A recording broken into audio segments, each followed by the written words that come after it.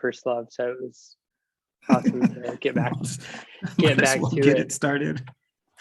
Yeah, there you go. Right. So so coffee and baseball to me, at least in my journey, is not disassociated or disjointed at all. Right. Well, I think it's not,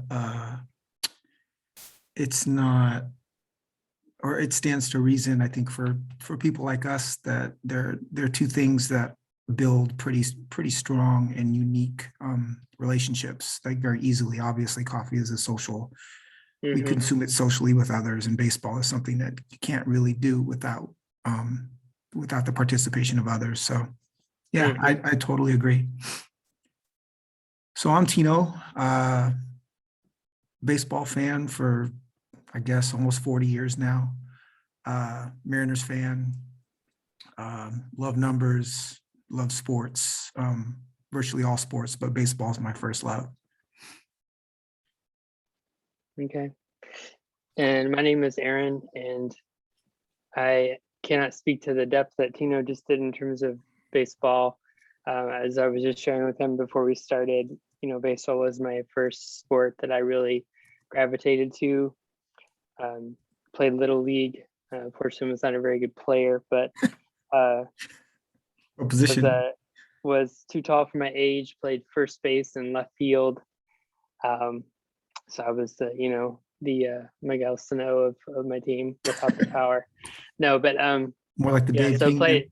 Played Little League. I remember drawing a strike zone on the brick wall of our split level house, and pitching and trying to throw strikes. And I remember we used to play home run derby in the backyard, and if you got into the woods, it was home run. It was a home run, and so yeah, that was baseball was my first love, and then got into NBA, NFL, played fantasy in both those sports, and then in my late 20s, and my life was really changing, and made a connection through my job, which was with Starbucks at the time, with someone who was really passionate about baseball, and it really kind of re-sparked an interest in the sport. And fantasy was really my way back into baseball as well, because I got to know the player pool and really started to appreciate the strategy of the game, in my adult life in a way, of course, I didn't as a kid. And the last 4 years playing dynasty baseball, and I think the prevalence of advanced stats and that's come into the game with the data that we have it's really just taken it to a new level for me.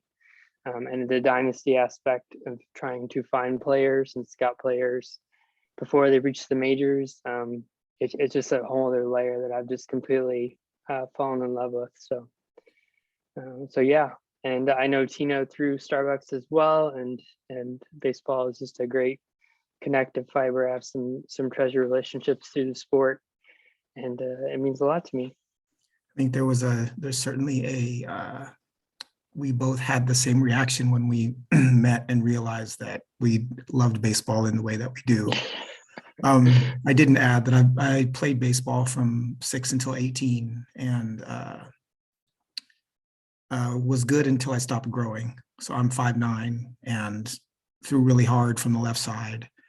Fastball, curveball, but probably could throw too hard for the development of my arm. And so my arm basically gave out at 14, but struck out a ton of people, threw out a lot of people, got in a lot of fights. And then played center field and occasionally first base if they needed a lefty to play first, but mostly center field, and hit towards the middle or the top of the order. Certainly had a ton of pull power, and but I had other priorities as I went into high school, primarily music and academics, and was 5'9", and everybody else was 6'2", and I do wish that I would have focused a little more on it, because obviously someone who's 5'9" can be a Greg Briley or something like that if you were really trying to make it. But like Aaron said, I think the numerical aspect of it, and the pace, and I think the depth of thought that goes into the game, both on the field and off the field, are what fascinate me and interest me. And playing Dynasty, I guess I've been playing fantasy for 31 years, or I loved baseball for 31 years. I've been playing fantasy since the 7th grade, so that's 31 years. I started at Meany Middle School in Seattle, and we would bring the newspaper to school, and in social studies, we'd always have a little bit of a break. And so we would sit and essentially record another team's stats. So we weren't allowed to record our own stats, but we would record the stats for a competing team. And that was kind of our start in fantasy baseball, and went from there. And it did coincide with Griffey and coming up, and kind of the early 90s Mariners. So it was a lot of fun, and haven't stopped playing since. Is that Stratomatic, Tino? Is that what that's called? Stratomatic? No, so we did our own version of what we play currently, by keeping track of stuff through the newspaper. But we also played what was called Pursue the Pennant and is now called Dynasty Baseball, which was very similar to Stratomatic. And actually, funny story, we played how old were we? I guess we probably senior year of high school. We played a full 162 game season with an 8-team league. And we were able to build realistic teams by reducing the draft pool down to 8 teams. So it was that was a lot of fun. After school, we would get together and we try to play a series or two. And that was probably the highlight of between that and fantasy, that was probably the highlight of my baseball time, was that 162 game season. We couldn't believe that we had completed it. It was pretty fun. Yeah, and that's one of the things that I enjoy about knowing you and connecting with you by as well, as you do have that like rich history, and I always learn something. And like your recall of like players and stuff. I can tell you half of that team. It's a real gift. It's a real gift that I get to listen to you, because it's one of my most strong memories from that particular season was that I had Steve Ontiveros, the right-handed pitcher for Oakland Athletics, had he could pitch a limited number of games because he only pitched a limited number of games the previous year, and that's the way they would keep you from using a player who performed really well for 5 games for the entire year. And for whatever reason, my league didn't enforce that with Steve Ontiveros. And so he was a part of my regular rotation. It was, if I remember right, I had him, Maddox, Saberhagen. I don't remember the other pitch. The only other pitcher I remember, because I would not play a season without him, was Mike Jackson of the Mariners, who we can talk about a little bit later. So Aaron, who are your favorite players growing up? My favorite player growing up was Eric Davis. He and we talked about favorite team is something we could talk about as well. And I put my favorite childhood team, which was the Reds. I lived in Indiana throughout my time until I was till I was 36 years old. I lived in Indiana. So there's no big league ball club there. But I really, so Cincinnati was relatively close, and we could get them on the radio. And so, yeah, the Reds teams there in the late 80s, early 90s, which Eric Davis was the centerpiece of offensively. And then like they had the Nasty Boys in the bullpen, and Randy Myers and Charlton, and then Barry Larkin after that. Those were my favorite teams growing up. And I was always disappointed because my little league team was the A's, and I wanted to be a National League team. So did you love or hate Paul O'Neill? I think it was neutral on Paul O'Neill. Really? I remember him when we went to the Yankees, and I didn't really have any resentment. Yeah, I don't know. Chris Sabo? I remember Chris Sabo, a good recall. Yeah, he was the glasses. He was a good third baseman. I just loved I love that he wore the athletic wrap on his glasses and didn't really care. That wouldn't fly these days, I don't think. Yeah, but I remember trying to swing like Eric Davis. I remember getting in trouble. We would all try to tap the glove on our hip when we caught a fly ball. Sure.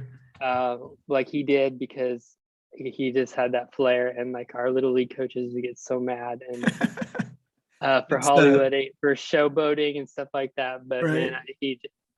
he just had such flair and such power and speed. And I mean, sort of similar to like Randall Cunningham in football for me, or Michael Hmm. Jordan later in basketball. Like Hmm. those dynamic athletes that just like there's just an energy and a grace of the way they move, and I was just in awe of him. He was cool too because I read, you may have read it too. There's a book, I'm not recalling the name of it, that was written about Crenshaw High School, and where Daryl Strawberry and Eric Davis went to school together, Hmm. and Chris Brown as well, who was the third baseman that played for the Giants and the Padres, and just super fascinating learning about their upbringing in Los Angeles, and how baseball really what was interesting about it was that baseball was such a part of the fabric of the African American community at that time, and how different I guess it is now, and especially 10 years ago, than those times, and how someone like Eric Davis may have ended up playing a different sport had the times been different. But yeah, he was certainly probably top three for me. Uh, Obviously, my favorite player growing up in the middle of Seattle, and being a middle schooler in 1990 was Ken Griffey Jr. There really is no comparison for me. I guess Gary Payton in basketball is a close second, but Griffey's just a man. I think it's pretty self-explanatory. I also loved Mike Jackson, the Mariners pitcher who grew up in Texas and right-handed. I just remember his slider had a sort of movement that you just don't or didn't see at that time from a lot of pitchers. And he was such a cool customer. He wore his hat super low, and he was always spitting sunflower seeds, and was kind of almost expressionless, but was just, as most people know, he was absolutely just a lockdown setup man for years for the Mariners and the Giants, and originally for the Yeah, he Phillies. was a bullpen arm, wasn't he? He was. So he Yeah. was fastball slider, mid 90s fastball, wipeout slider, kind of your typical power reliever. But he had so much swag. Like he was a cool customer.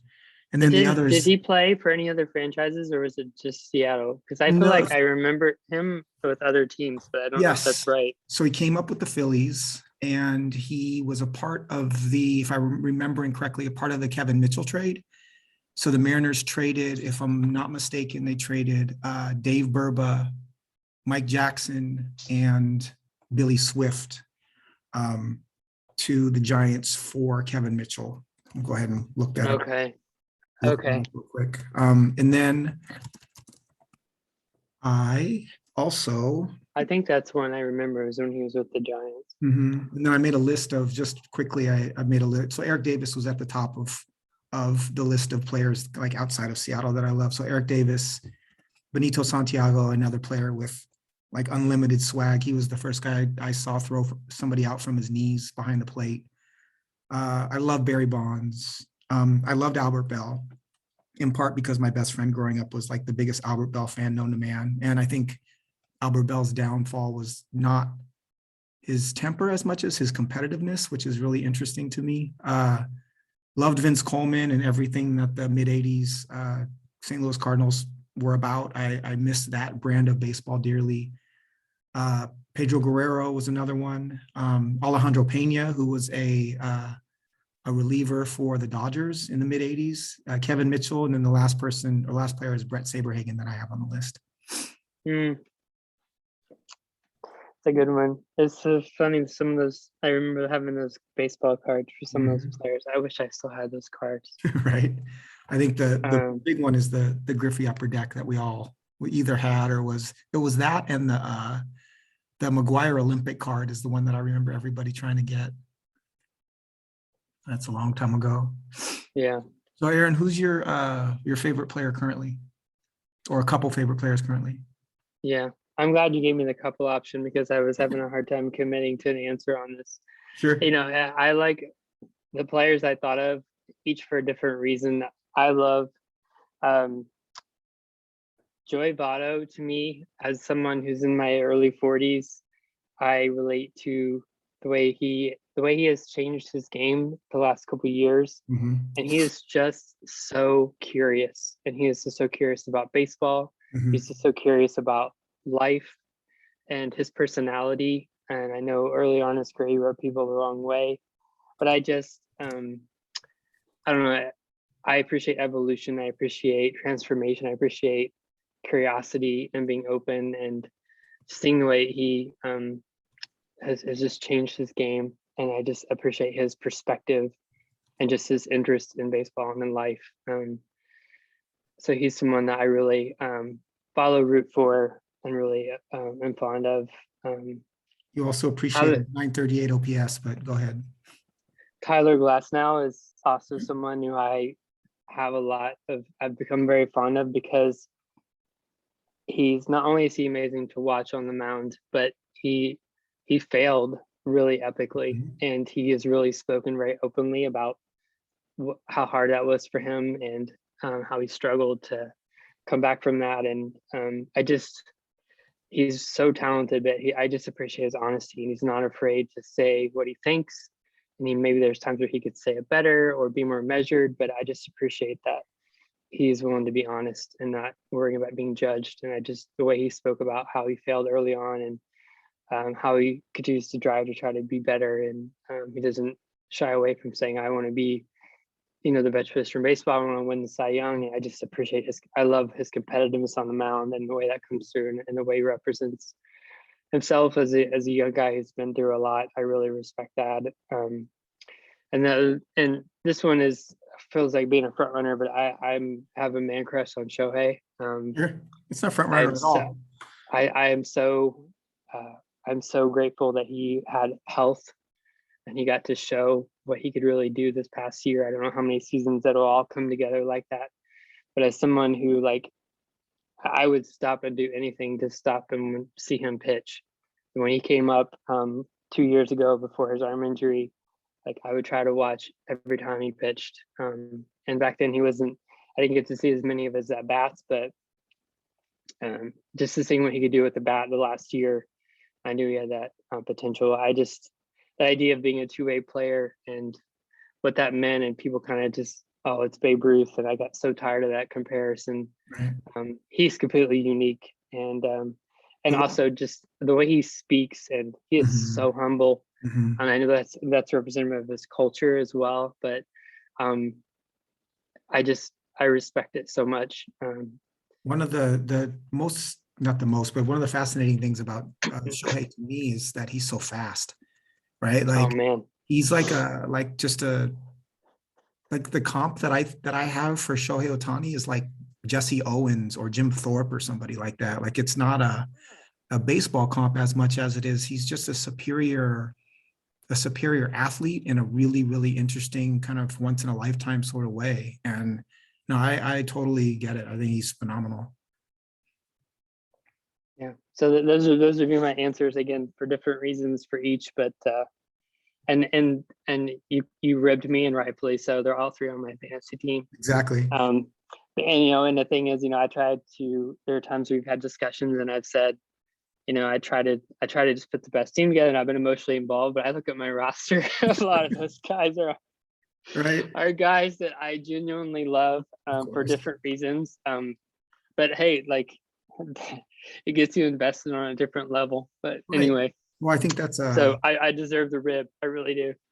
Unfortunately, I don't know what the number is. It's probably for me, probably 60%. I probably reduce my chances of winning a championship by 40% because I look at the name before I look at the numbers, or I guess more accurately, I eliminate certain names before looking at the numbers because of the player that they are.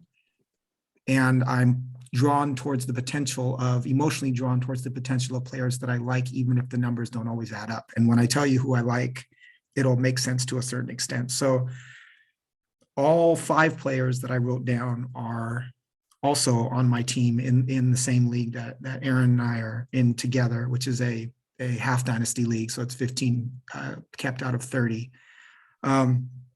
And so the first player I have on the list is Yoan Moncada. And anybody who knows me through baseball knows that he's somebody I have to have on my team. I loved him when he was a Red Sox prospect. I was fascinated by, obviously the power speed combo, but he was both flashy and kind of workmanlike at the same time. And, he allowed you to dream on 30-30 at second or third base. And makes everything look pretty effortless. He also has an incredible eye. And so I thought that, his ability to kind of early on in his career to show plate discipline and be selective at the plate was going to really aid him as he matured. Interestingly, kind of like your story about Glasnow, he hasn't lived up to that hype and is, probably fantasy wise, somewhere between, will probably settle in or has settled in somewhere between, 9 and 12 as far as where you rank him with amongst third basemen. But I still allow myself to dream on the potential. And I kind of like him as a player. I think I tend to favor the selective hitter that takes walks. I love that he's a switch hitter. He's turned into a plus defender at third base. He's the reason why they probably won't go after a free agent third baseman.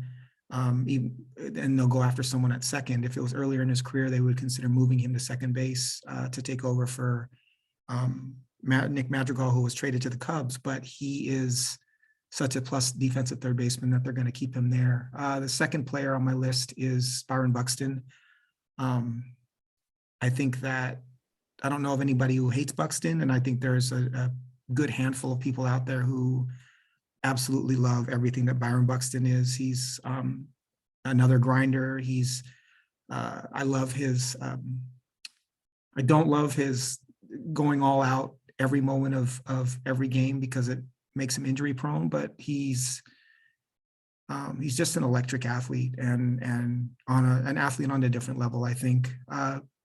And then the next two on my list, because I'm a Mariners fan, are Julio Rodriguez and Jared Kelenic. I own both of them in my two major leagues as well. Julio's just, I don't know, is he the next Manny Ramirez? Is he the next Dave Winfield? Like, he's a better hitter than Winfield was, but he's just so incredible. And I think Baseball America put a future value of 75 on him. Is that correct, Aaron? I don't have access to Baseball America. I know that his Fangraphs future value is 65, but unless it's changed. I think BA is 75, but he's just, I just don't have access to that. I fully expect, 330 home, like for his career on average, 330 home run, at least 30 home runs, 100 RBIs, like hitting somewhere second, third, fourth in the order, on base percentage, above 375. He's an electric personality. And I think for a franchise that has been so starved for juice and electricity, he has it all. Then the other two on the list, I won't go into too much. Jared Kelenic, I really like a lot. Unfortunately, he reminds me of players like Jeremy Reed. He has more power than Jeremy Reed, obviously. Jeremy Reed was a hitter, like just a pure average and on base hitter, but I hope that he does reach his potential. I think that he will, but he's a player I love his intensity. And then the last one on my list is Ronald Acuna. And I know that Tatis is in many ways kind of representative of the new baseball generation in terms of, bat flips and style and all those sorts of things. But to me, Acuna is the most representative of it. And I think he's just a phenomenal talent and almost underrated at this point in time. All right. Real quick, I would just say I don't have access to the MILB package, and I'm just really excited to see Julio. Because I just haven't seen him live. I've only read about him, obviously in narrative form and in text and write-ups. And I think that it's been really interesting to me the last 12 months, how to me, what's been talked about was his power early on. And then last year, I've heard more and more about how developed his hit tool is. And I think that's really exciting when you can bring that level of hit tool with power, because so often in our game, It's you to have to get power, you have to trade. Right. You have to trade average. I think And his, it's those players who don't do that are, to me, really special. I think the players that don't, I think the players that don't have to leverage their launch angle and kind of hit in that manner in order to hit home runs is those are the hitters who I think are born to hit with average and power. And Julio is, you know, he may have been taught to have some lift in his swing, but his swing is so it's gorgeous. And what's interesting too is he used to release his top hand in his follow through, and everything that I've seen of him recently is he's kept both hands on the bat, and Yeah. he's actually shortened it up quite a bit. And it'll be interesting. Such a drastic change for a hitter who's been so good, so great up to this point. Is I think there's a little risk in it, but I guess it's a smart risk.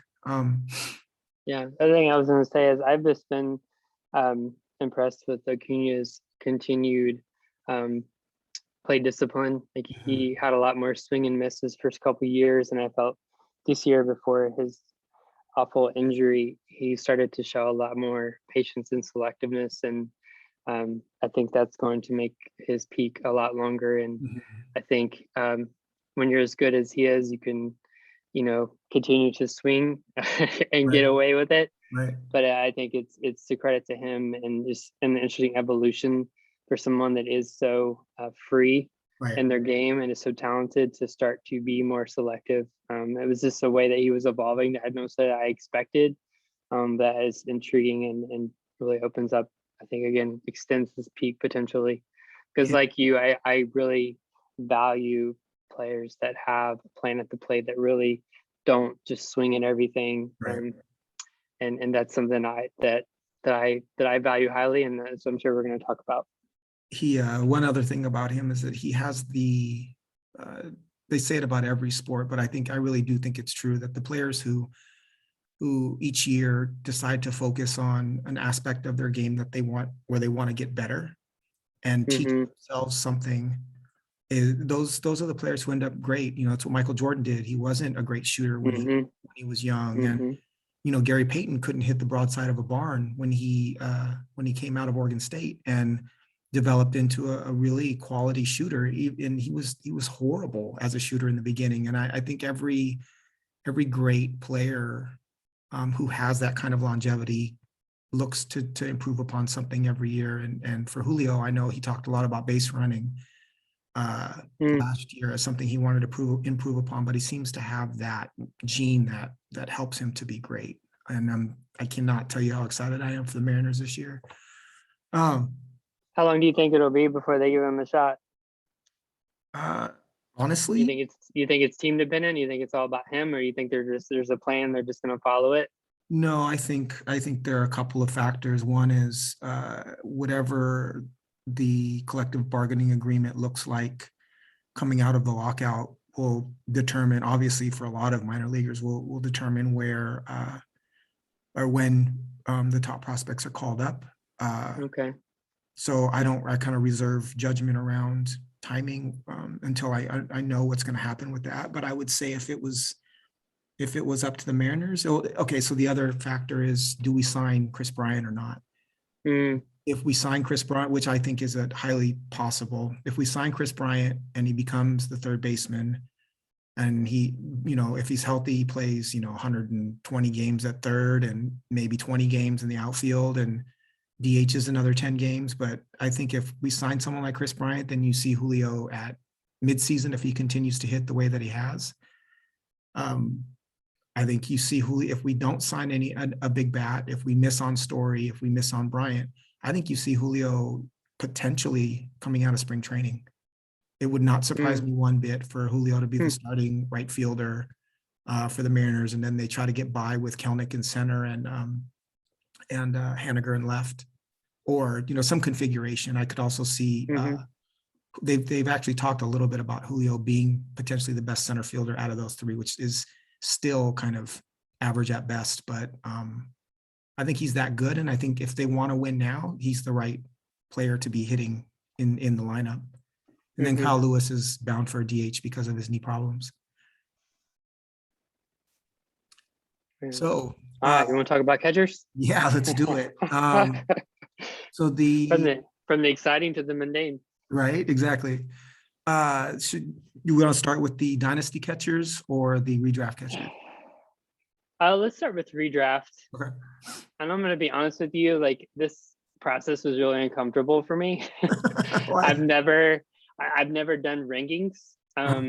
Obviously I listen to a lot of people talk about doing rankings, how hard it is. So I mean, I have something to share and I have reasons why I ranked people where I did, but it was getting on the bike for the first time. So hopefully I didn't bruise my knee too bad. No, I'm sure you're fine. Who are your top five? All right, let me sort this here. So redraft catcher. Let's see here, sort ascending. So I have top five from 1 to 5: Will Smith, Grandal, Perez, Realmuto, and Contreras. Huh. Yeah, we are definitely different. So I guess the burning question there is, why is Salvador Perez so low? My reasoning for his being so low, and we could talk about this more when we talk about players. You said one riser, one faller, or something we're going to talk about. I just believe at his age and his increasing, how many times he's swinging outside the zone, Yeah. that there's a lot of volatility Uh-huh. in his game, and I think for me, there's no doubt the power. Like, he has the highest ISO, he has the highest hard hit rate, and the highest barrel rate. So you can't, well, third highest barrel rate. Third highest barrel rate. You can't deny the power, but you also have some of that. I'm obviously different position, like, but a Javi bias. So you look at how his batting average goes up and down from year to year. And when you swing that much, and then also you go into the fact that he's going into his age 33 season, and the number one skill that declines as you age is contact outside the zone, and he's swinging outside the zone at a ton. So I have him at a 48% chase rate. Yeah, exactly. And the league average is 28. I mean, it is. I was staggered when I look at it. So yeah, that's why I have him at third. You can't deny the power, but it's a bad ballpark. They have a lot of people coming up. I'm not predicting injury by any means, but he has number one in plate appearances. So in terms of steamer, plate appearances I think are a big deal. But yeah, that's why I have him at third. So he is, I'll give you my faller as well, because my faller is also Salvador Perez. Nice. And some of the additional notes that I have, he had a 4% walk rate last year, which was actually the highest of his career. 4% walk rate's not good. We talked about barrel percent, hard hit, that were both really good, but he's a 32 age, going his age 33 year catcher with no fewer than 129 games played since 2013, other than the COVID year of 2020. That's a lot of wear and tear on your knees as a big catcher. And then he played 161 games in 2021, and 124 of those were at catcher. And I can't see a body like that continuing to take that kind of beating over and over and over again. MJ Melendez is on his way up, and I think that will help some, at least give him some reprieve. So he was actually my number one in redraft, and the reason why is he had 44 more hits than the next rated catcher last year. He had 17 more home runs and 45 more RBIs than the number two catcher in each of those categories last year. And while I think that that large of a gap will not happen in 2022, I think it's impossible to ignore just how large of a gap that actually is. And I can't see my number two catcher, who is Will Smith, catching him in any of those stats, especially given Salvi's advantage in plate appearances. So my number two is Will Smith. I think we obviously both probably have him ranked number two for the similar reasons. He's a good selective hitter with power at catcher in a really great lineup that produces tons of runs and RBIs. And I think that's impossible to ignore. My number 3 is Yasmani Grandal. I think given Grandal's career statistics and then his 159 WRC plus last year, if he can play a full catcher season, I think he's competing for the number 1 spot. And so I'm hedging his health a little at 3, but he's my number 3. And I realize that this is redraft, but my number 4 is Adley Rutschman. I think he's a really, really good hitter. I don't know if he's a great hitter. He'll be the number 1. I think he'll be the number 1 rated fantasy catcher either next year or the year after that.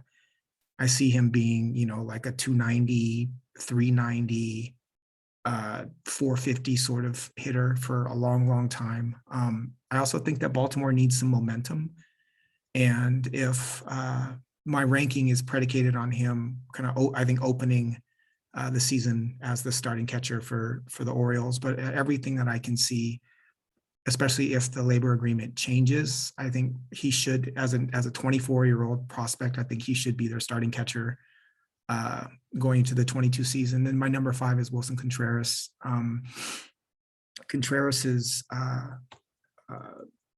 advanced metrics are actually really similar to Will Smith. I'll go ahead and give you my riser now because it's Contreras. Will Smith's walk rate last year was 12%. Contreras was 11. Both had 11% barrel rate. Will Smith's hard hit rate was 44% and Contreras was 48. Max exit velocity, Will Smith was 109, Contreras 115. Contreras 92, average exit velocity, Will Smith 90. Some of his warts, he had a higher chase rate and a higher K rate, but I see the potential for similar production as to Will Smith. And then Contreras also added 5 stolen bases last year, which, as we know, is nothing to sneeze at. No, it's not. Do you, what are your reasons for having Will Smith and Contreras apart? Yeah, like I said, I had Will Smith number 1. So with the exception of Rutschman, we had the same players, just in different order. I also had Contreras at 5. Sure. The reason I have Will Smith as my number 1 is because he had the best combination of quality of contact, play discipline. He had his K minus BB was the only person better than him was Grandal. He had he was number 3 in ISO, number 3 in slugging. He's 26 years old. He's in the best lineup other than maybe Realmuto, especially when they're at home. But I still think the Dodgers are a better lineup 1 through 9. Yep. So 122 WRC plus. Wilson is forecasted for 105. So I don't know if Contreras is going to stay in Chicago. I don't know where he's going to be. You can't deny, like you did a good job outlining his skills. They're definitely there. He is definitely maybe even a little bit better of a ball quality of contact than Wilson Smith. But I just feel like Will Smith, his profile is just so even across the board, a very low risk, and is going into his peak season at age 26. I think there's a little bit of it's a little bit just feels safer Sure. for me. Sure. Good with Contreras, a little bit more swing and miss. I don't know exactly where he's going to play. I don't know exactly what direction the Cubs are going. Right. And so, and again, I'm new at rankings, but the way I've thought about this is, where would I draft these guys? I'm not going to just put a guy, if I wouldn't take Contreras over Smith, I'm not going to rank him over it. So I feel like I should stand behind what I would actually do. Sure. If I would echo what you said about Rutschman. If he's going to start from day 1, I was going on the assumption that he would not. But I started to fall asleep on my keyboard when I started to get to number 5 because Realmuto does not excite me. Sure. I think his profile that's in the upper, 10 percentile of his position, but 556 plate appearance, 437 slugging, solid, 16.6% K minus BB, 169 ISO. I mean, none of that is spectacular. 8.6 barrel rate, so just a shade above league average, but he's gonna play. It's a really good park. He's gonna be in the middle of the lineup. Not exciting, but it's hard to me, the main categories I was looking at was slugging percentage, plate appearances, and WRC plus. Right. Those are my first sort of filters before I started looking at quality of contact and plate skills. But because I just think catchers who play, to your point about Salvi, Right. It's unless they're just terrible and they're killing your ratios, plate appearances are a big deal at catcher. Absolutely. So I think with Real Muto as well, I wonder, he's a 30-year-old catcher, and Yeah. I think the reason why we see him ranked by others as high as second is his steals. And I incorrectly in our text thread, I said that he had 8 steals last year. He actually did have 13, but and getting 13 steals from the catching position is hugely valuable. But I can't rank a catcher higher than another catcher because of his potential to steal bases, unless his last name is Darren, or unless his name is Darren Dalton, because there's not, or Jason Kendall, because we're not going to see it. It's just not. Real Muto to me is never going to steal more than 13 bags, and that's not something that I want to count on. He's my number 6. 7 is Dalton Varsho. I wonder how much Varsho will catch, but obviously in fantasy, that's a huge positive if Varsho is eligible at catcher, but plays a lot in the outfield. And he too provides some stolen base potential. Number 8, I have Keibert Ruiz. I think he's going to have tremendous opportunity in Washington to hit, and his bat to ball skills are really great. I don't know that he's going to hit for a ton of power because his swing isn't violent. It's not the biggest swing, but he puts the ball in play, and I think he's a quality fantasy starter at catcher as early as this year. 9 is Tyler Stevenson.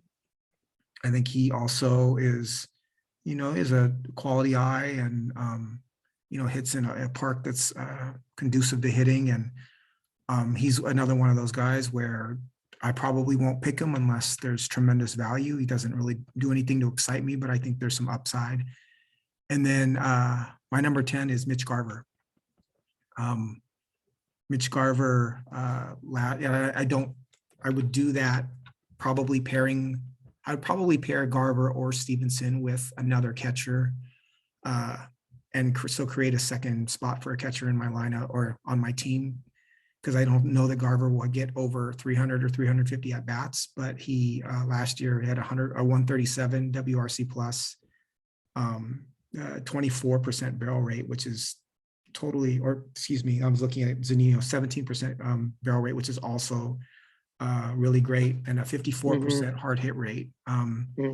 Garver is a power hitter, and it wouldn't surprise me to see him hit 20 home runs in 300 at bats.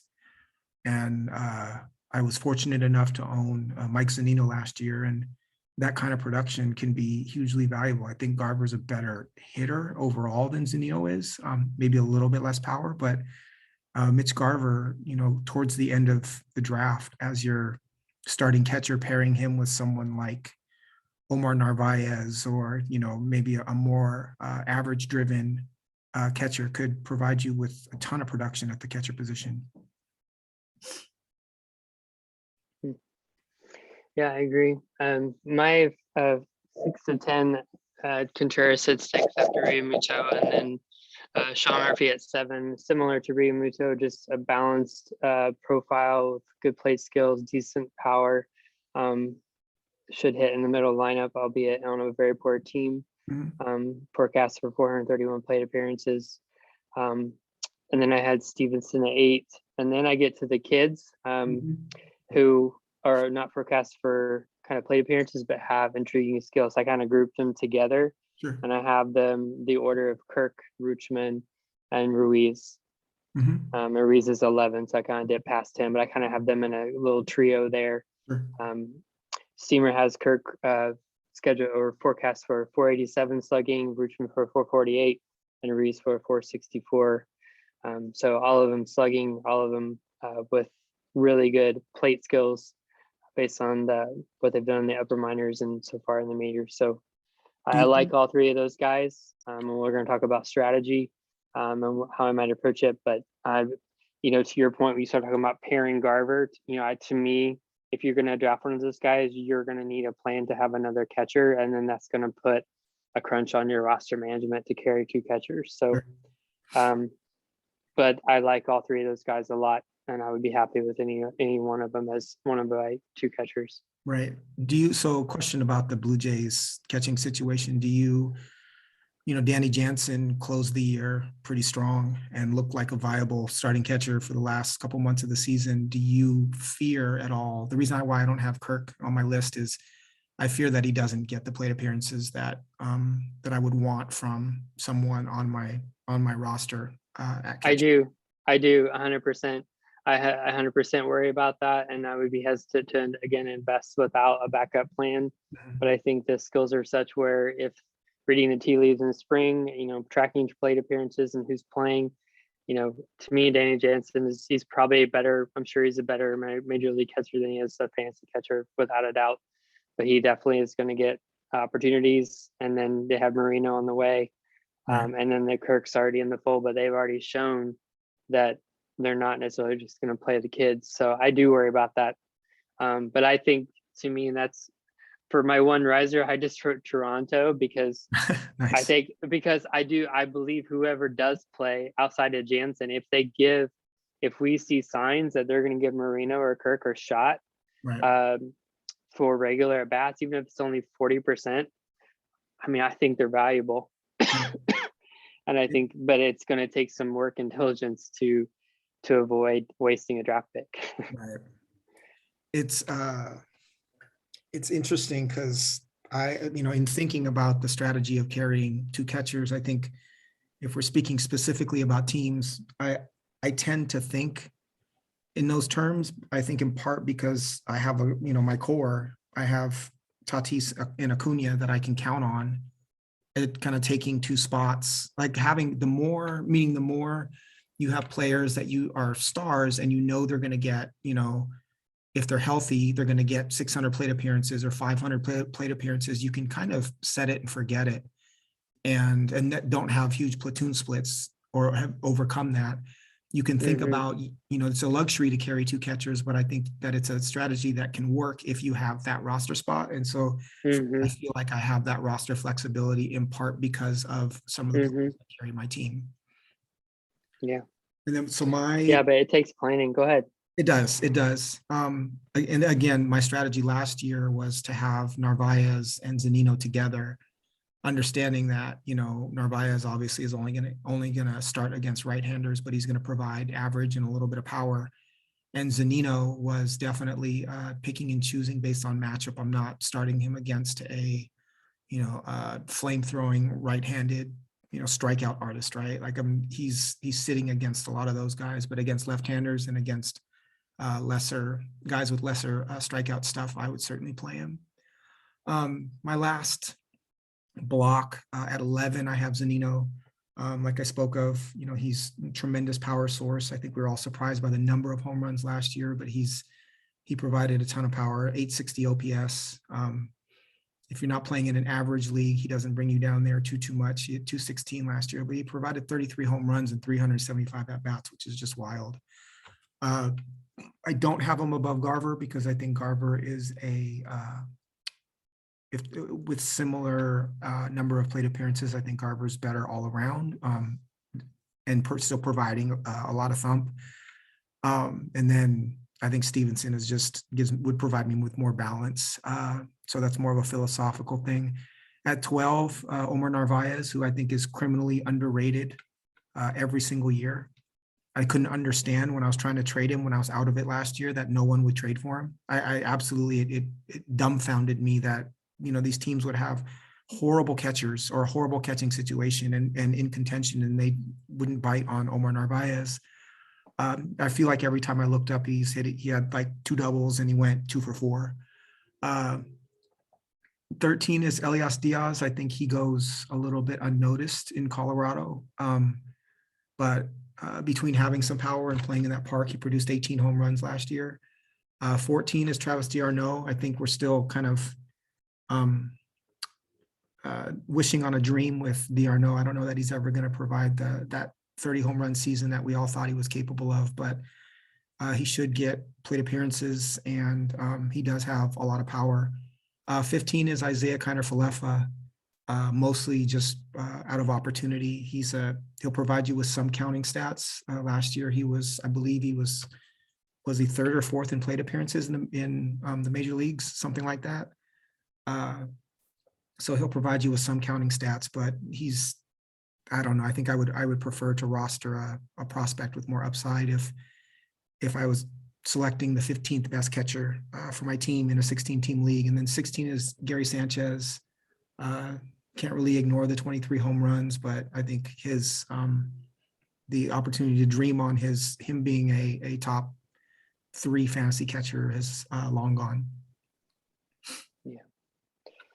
All right. Yeah, it's interesting about Kiner-Falefa because I'm wondering if he's lost eligibility on our site because I downloaded the catchers from Fantrax and I don't even have him on my list. And you just said his name, and I was like, wow, I'm not even.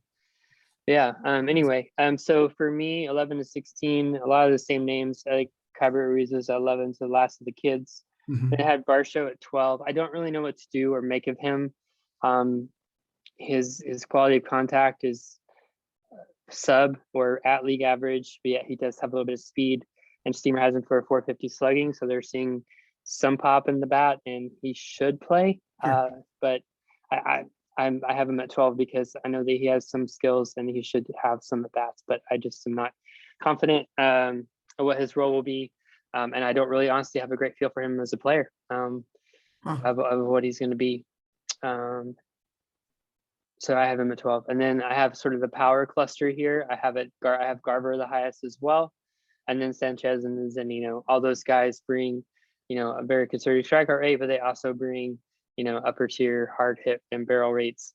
And Sanchez and Zunino specifically have really nice ISOs, but Garver's hard hit and barrel rates stand out. So there's kind of a power group there if that's what you're going for your construction. And then the last couple spots I have Nola at 15 and then d'Arnaud, Travis d'Arnaud at 16. Like you, I don't really see much to get excited about, but he should play. And it's a nice park and a good lineup. So have him as my last option. And I had a couple names I was kind of throwing in the hat after him. Sure. For that 16th spot. Trends in Seattle is interesting to me. Stassi has some interesting power numbers, but has never been able to stay healthy or be consistent. I don't know much Eric Haas will play, but his hard hit rate and ISO last year were pretty above average. And then just to see what Joey Bart does from a power standpoint, I kind of wonder if he's going to be Gary Sanchez on the West Coast, but we'll see. Eric Haas's barrel rate last year was 14%. Pretty darn good. Yes, that is my mistake on Kiner-Falefa. He played 156 games at shortstop and 1 at DH. So I still think of him as the prospect that he used to be, which was playing some catcher. So that was my mistake. Well, I know Kirk played him at catcher last year, but I didn't know if he saw that eligibility. But yeah, it looks like he's probably going to drop off, at least in our format. I assume so. Well, I won't be drafting him anyway, so I'm not going to worry too much about that. No, it's understandable. So next, well, you want to talk about dynasty ranks real fast, and then we'll talk about strategy? Yeah, absolutely. Yeah. So for me, I don't think there's anything too shocking here. From a dynasty perspective, I saw Will Smith first. He's only 26, and then Rutschman, and then Ruiz, and then Stevenson. I didn't really talk about Stevenson as you talked about him, I think, pretty well. I think what intrigues me is his eye and approach at the plate. I really wonder because he's so selective, because he has his zone contact rate is well above league average. Right. I'm wondering if he will get some more power than we've seen as he matures, but that's to be determined. Yeah. But I love the base skills. I love the ballpark. And so that's why I have him at 4. And then I have Kirk at 5, and then Grandal, Riamoto, Murphy, Contreras, and then rounding out the last spots, Perez. Again, I think he's going to age very poorly due to the workload and swing and miss and chasing that we've already talked about. I have Campusano at 13. He's still someone. Last year he posted in AAA. He did have an injury, but he played over 80 games. He had a 244 ISO, over a 360 OBP, and a posted 122 WRC plus. So I don't know what San Diego's doing with him. They don't seem to like him very much, but I mean, he produced a AAA, and his ISO and barrel rates and hard hit rates were really, really, really good. So if he can just not be a detriment behind the plate, it would be really interested to see what he can do with some playing time. But I just don't know what that looks like. And then I have Sanchez, Bart, and Torrens at 14, 15, 16.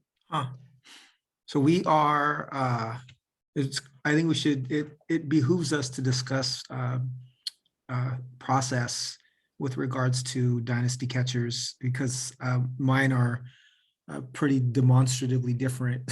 Okay. So at 1, so 1 and 2 are Rutschman and Smith. I think that's just kind of your preference and flavor to a certain extent. I like Rutschman's upside. I could see peak of, like I was saying, like 290, 290, 390, 450 or 500 and 30 home runs and a great OBP. I actually have Perez at 3. Part of the reason why is I think balancing, for me at least, I try to balance within Dynasty, trying to have, I tend to err on the side of having too many young players, and I sometimes undervalue those players that may have, say, 3 or 4 seasons left.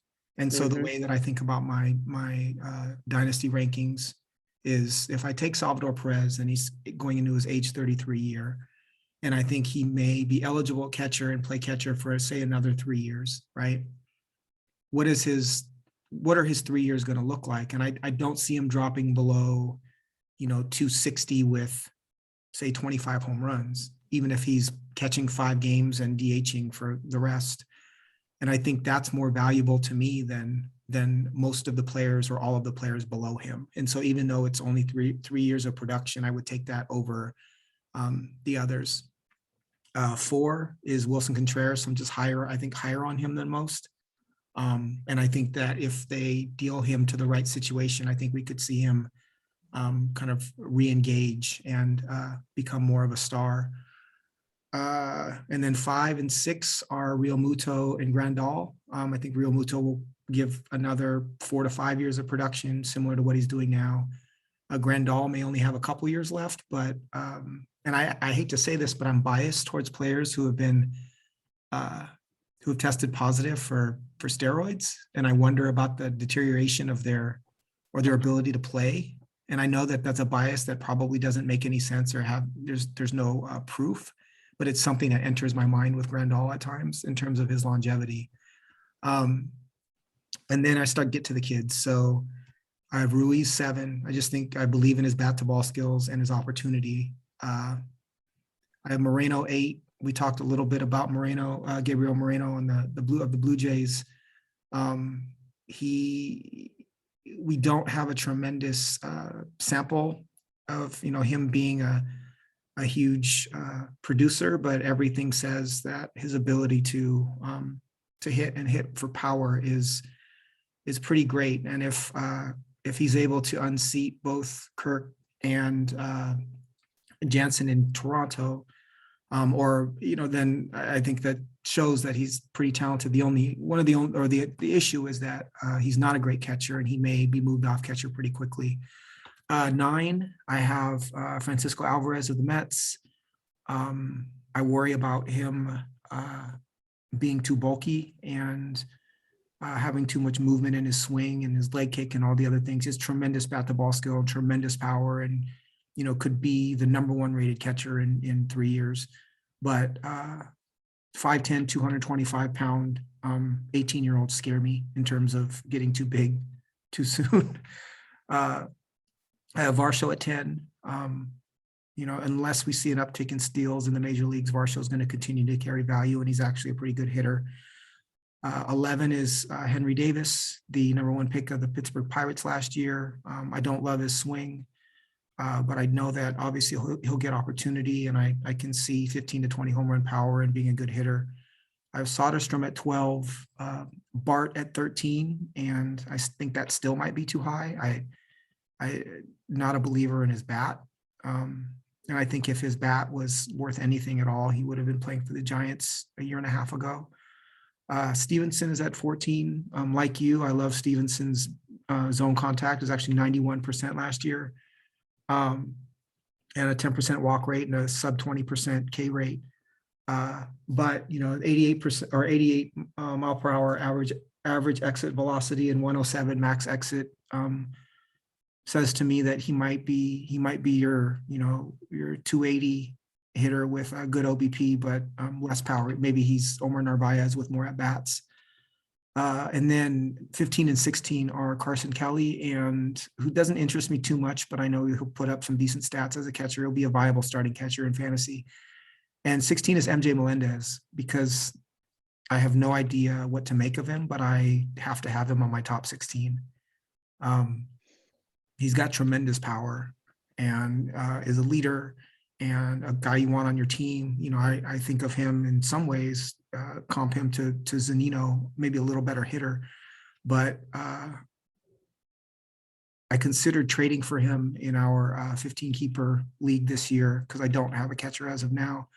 I like his power that much, but he makes me incredibly nervous. So it's more of a wait and see for me.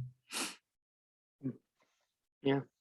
So do you? And I had Marino and Melendez on my list, and I just accidentally filtered them out. Uh-huh. So they because they're not forecast for many plate appearances, I had set filters to kind of get some guys out to clean it up. And so anyway, I just wanted to share that I had them on my list. I had Melendez at 7 and Marino at 8. So would you mind sharing with me a little bit about, your thought process around how you ranked kind of the older veterans aging out versus some of the younger guys? Yeah, for sure. I think the way that you approached it, I absolutely makes sense to me. I was thinking more of if we did a redraft today, and also like what you would get in a trade, for a 33-year-old catcher. I have had, a really hard time moving those kinds of players and getting requisite value. Sure. And so that was kind of my thought. I think those kids tend to get pushed up, and I think I was maybe a little too aggressive.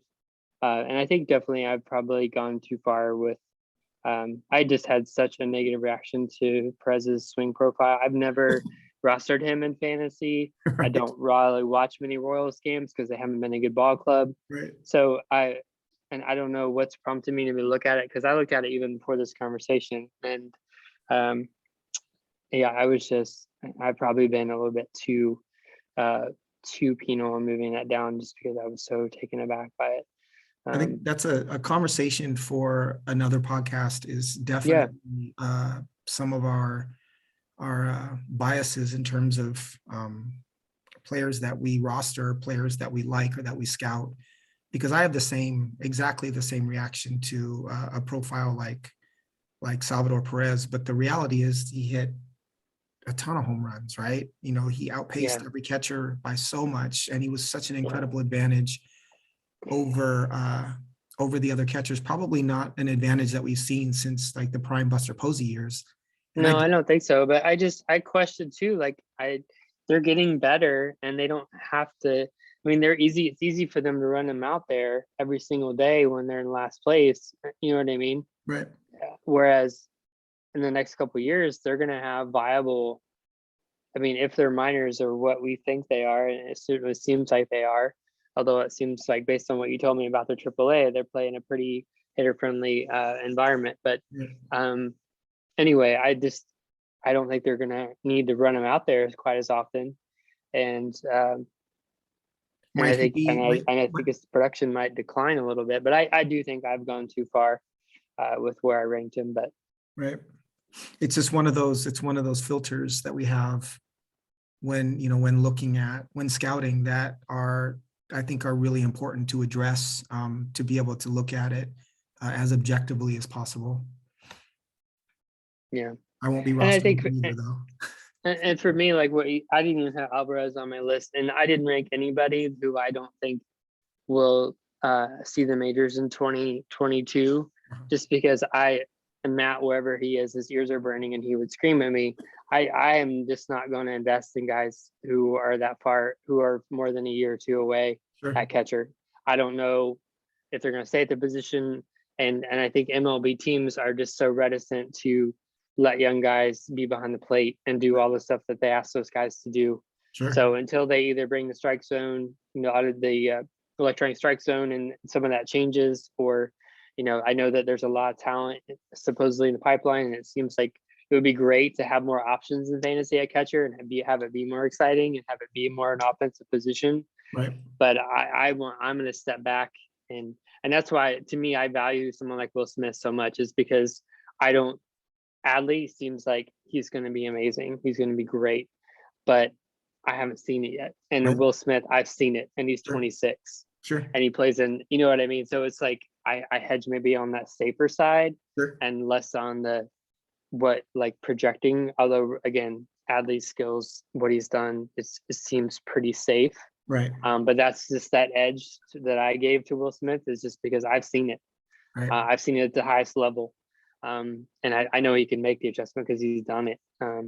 So yeah, it's not a position where I'm going to be investing, at least for my fantasy construction, into guys who are more than a year out at catcher. Sure. But that's right or wrong. That's how I approach it. I subscribe to the same approach, at least in a league like ours where we're rostering 30. And if we were rostering, 60 or something like that, I think that would be a much different story for sure. Yeah. And so just to clarify, so before that, one name for you, just to kind of describe everything that you just said, at least my experience with him is Jorge Alfaro, because Alfaro was the next big thing. And I don't know if that was Parks's fault or BP's fault, or whose fault it was that Alvaro or Jorge Alfaro had so much helium. But I spent a lot of capital acquiring Jorge Alfaro, thinking he was going to be great, and I just think he's a great example of the next great catcher kind of not becoming anything when for various reasons. And just to clarify, that approach as far as rostering players that are going to play, or ranking players that you think might play in 2022, you're only applying this to catcher, you're not applying this to other positions, correct? Correct. Okay. So if you were to establish a keeper line,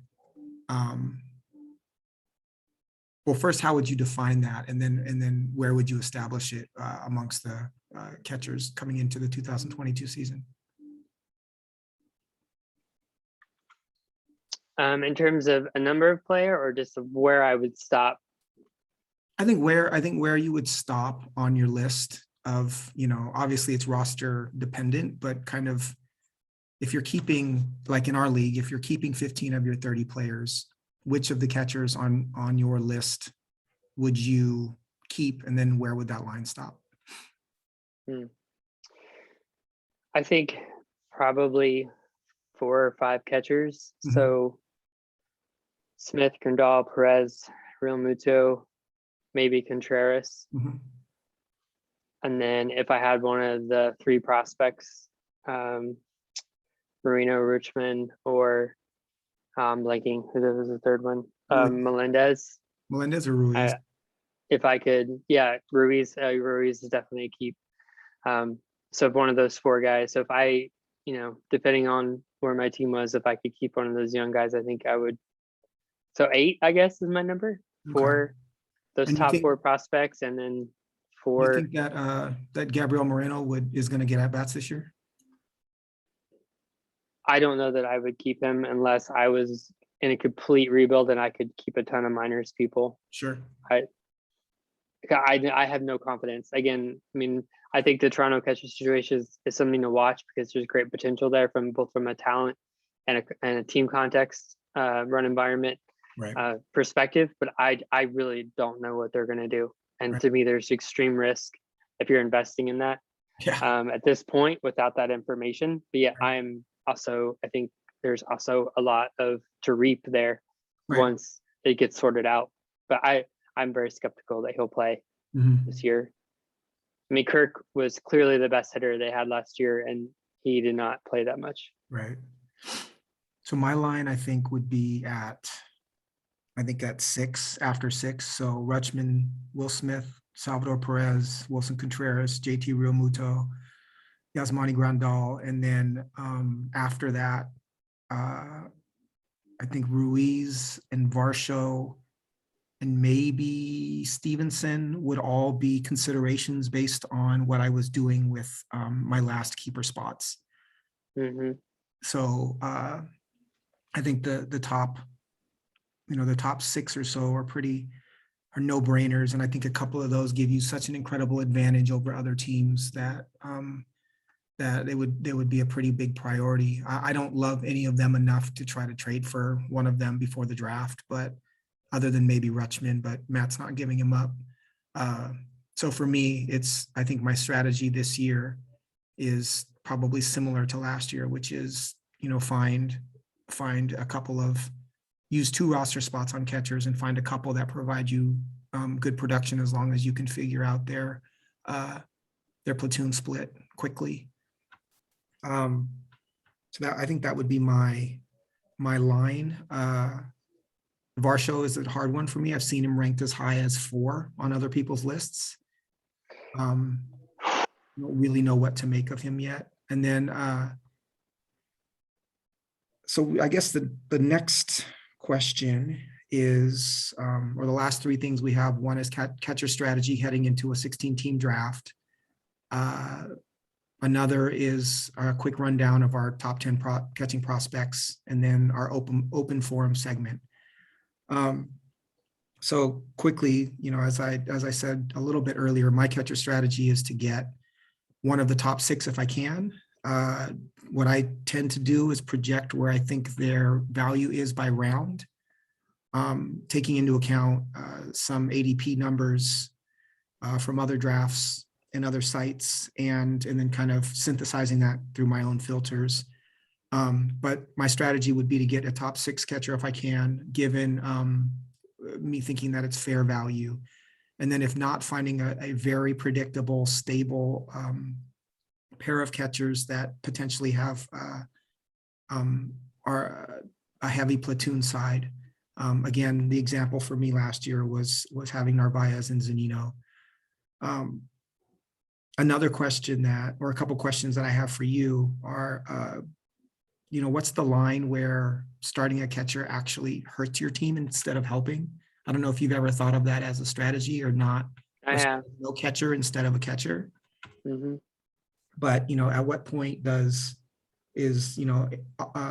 Austin Nola a hindrance instead of a help?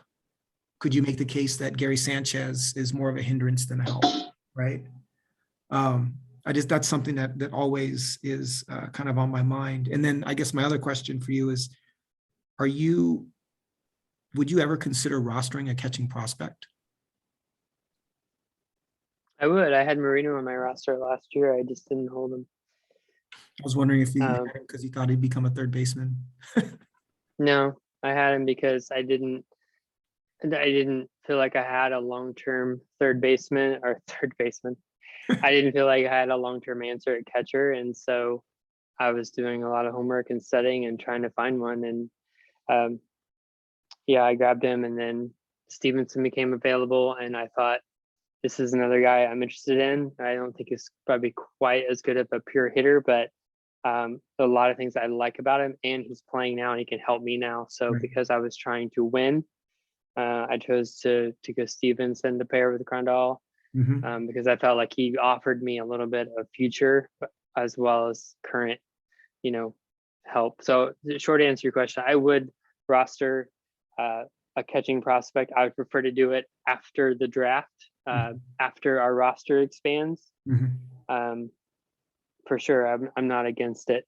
It would have to be someone I think has performed at the upper levels and is relatively close to getting an opportunity. So not I think my strategy would be very similar to you. I mean, I would be out on Perez. I wouldn't pay the price for that, for his profile. So I would be out on that, but I would try to get ideally Grandal or Smith, or maybe secondarily Realmuto or Contreras if I felt like the value was there. And if I couldn't do that, and that would be my strong preference, to try to make the habit if I was drafting a 16-team league. If I couldn't do that, I would try to get one of the young guys and then get a power guy to pair with them. Sure. So, someone from that, Kirk Ruiz Ruchman group, and then grab a power bat leader, from that Sanchez Zanino Garver group and try to pair them up. So I have a little bit of batting average and a little bit of some of that potential, Sure. and then balanced with, some pop. And again, if my roster could manage that, I would still prefer, again, to get one of those top 6 and have the luxury of not necessarily even carrying a second catcher, Right. and freeing up that roster spot, Right. Especially early in the season. I think that is very helpful because you can try to find guys who are on the waiver wire who may be surprising, closers who are getting an opportunity. Right. Having that extra roster spot to secure some of those players early on in the season can be a huge difference. And I know in our league specifically, like every single roster spot, I just excruciate over, to try to figure out, can I drop this guy? If I do, what's the potential benefit? So yeah, that's the way I would approach a position with 16-team redraft. It's so interesting that, I think there's similarities in that, but the other question I had for you, and I'll answer it myself, is, who's the last highly regarded catching prospect to reach the ceiling? And I don't really know. I guess the only two really would be Posey and Perez. Maybe the case can be made for Real Muto, but I think that more was expected of him. Same goes with Contreras.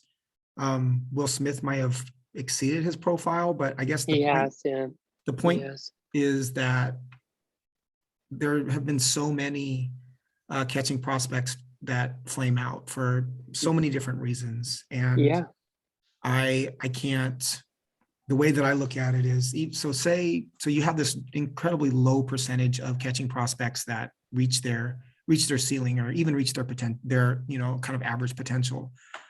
And understanding that there are some great catching prospects out there, they still don't get the same number of plate appearances currently that another position might. And so unless you're playing, like the scarcity game, right? Say 2 years from now, there are 7 incredible catchers and everyone else is crap. Then it makes sense to have one of those 7. And if having prospects now is the way to get there, then that's the way to get there. But I would much rather invest a roster spot or a prospect spot on my roster on a high upside, player in the field that's going to potentially get 600 at bats in part because of the position that they play. If I have an open outfield spot for a prospect, I would much rather take a risk on that prospect, knowing that they're going to give me, potentially 30% more plate appearances per year to impact my team. And then counting on my ability to be able to patch together the catcher position. So for me, there's not a ton of logic. The other part is so many catchers move off of catcher to another position. And so, you can go down the prospect list, and, Harry Ford is my number 9, who's the Mariners first round pick last year. And they say, he's an incredible athlete and there's a good chance that he sticks at catcher. But sometimes those incredible athletes are more value or have value at other places, right? And so there's no guarantee he sticks. Certainly there's no guarantee that Moreno sticks at catcher. He could play third base. Alvarez may outgrow, from a width standpoint, may outgrow catching and end up at, the only place he could go would be first or DH. Soderstrom, I know there's conversation about moving him off of catcher. And so I just, when you have a position like shortstop or like catcher, where you're at the top of the fielding food chain, and there's potential for those players to go down that food chain a little bit, these players' value is wrapped up in the fact that they play catcher. And so if we're going to invest in them to take up one of our precious, minor league roster spots, and they're still at their peak not going to give us the same number of plate appearances as another player. And there's risk of them switching positions, and there's greater injury risk, and there's risk in them getting at or not getting at bats at an early age because of the rigors that you pointed out earlier of the catching position, mentally and physically. There's just way, way, way too much risk in my mind to have a young catcher unless you know that young catcher is starting this year, like a Keibert Ruiz or like an Adley Rutschman. But taking a flyer on a young catcher to me makes no sense. So it's really, I'm really curious to see what happens this year, because so many of the other podcasts and conversations about the catching position and about prospects as a whole have 7 catchers as the number 1 prospect in their organization. And you see the 80 some of these catchers, and it's insane. I just think the more you think about the complexities of the position and how it impacts your roster, it just, to me, makes 0 sense to roster a young catcher in any dynasty league that's not incredibly deep. Yeah, I think I'm 90% with you. I think where my one wiggle is I think, as I tried to relay it, and I hope I did, and in our draft strategy, to me, it is important that you have, to me, if you're going to contend, you have to get something of value from that position. Yes. And you either have to be on top of it and have a great platoon and have a roster and depth elsewhere to support that from a construction standpoint and a roster position standpoint, sure, or you just need to have one of the better catchers. So where I would potentially invest in a close to majors catcher, or try to maybe get just ahead of that wave, if I think, like Marino last summer, sure, I felt he was going to be moving up lists, and I tried to get him before that happened, because everyone knows there's not that many of them. They're hard to get once they come to the majors. Will Smith is never going to be traded in our league. Right. Yeah, I mean, he's not. So the only way to get Will Smith is to get him before he's Will Smith. Sure. And to your point, and this was a great point on your part, he was thought of as more of a defensive catcher coming up. And he became such a good hitter at the highest level that they traded their number 1 prospect away to try to win a pennant. Right. So it's also because of Cartaya. Yeah. Well, I don't know that they do that deal without Cartaya, but go ahead. Yeah, I don't either. But that supports your point about development and how much of that happens, once they get to the majors. Right. Who can handle that? Who's going to continue to excel? Who's going to get better?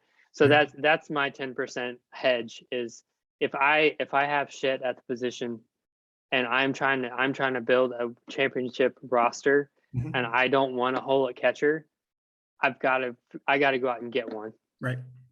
Before they're so valuable that you can't trade for them.